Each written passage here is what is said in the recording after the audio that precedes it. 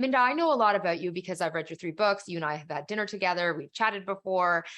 But for the audience, can you just tell us a little bit about your background, your personal journey, your career journey, and what brought you to a place where you are now a global professional speaker? You have multiple books. You are known for being such a champion of racial equity. Can you just tell us a little bit about that? Yeah, again, thank you for sharing your platform with me. If anybody's ever heard me speak, I use a phrase, success is not a solo sport. And, it takes a team, a squad of people to do what I do. And I don't sit here by myself. So thank you for how you supported me. And thank you to everyone who took time out of their schedule to come and, participate in the conversation and be in conversation with us.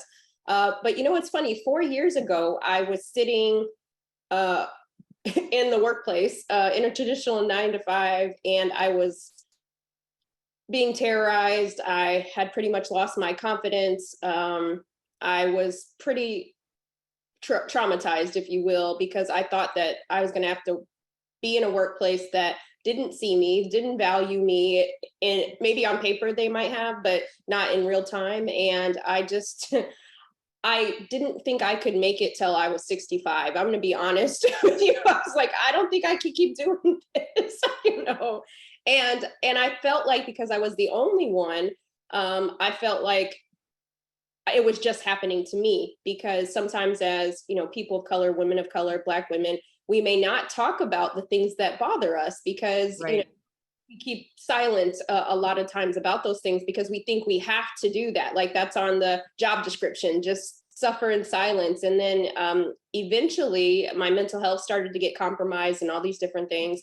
And I thought, okay, the word courage, the ability to do something that frightens one. What am I going to do to make the workplace better than I found it? Or am I just going to leave this workplace the same way that I inherited it?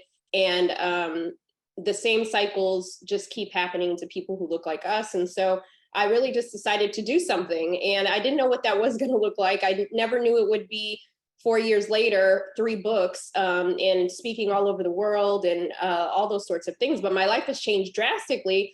And it's all because I bet on myself, right? And I didn't just bet on Yeah. myself too. I betted on the ecosystem, saying, if I show up, then I hope that the universe, God, the creator, whoever you believe in, will meet me there, and that we can do this work together, right? And then through doing that, I realized that I wasn't the only one suffering in silence, and that our voices matter. We just have to show people what that looks like. And so I wanted to be able to say in real time, I'm not talking about something I experienced 20 years ago. This stuff is still fresh. The scars are still fresh from Right.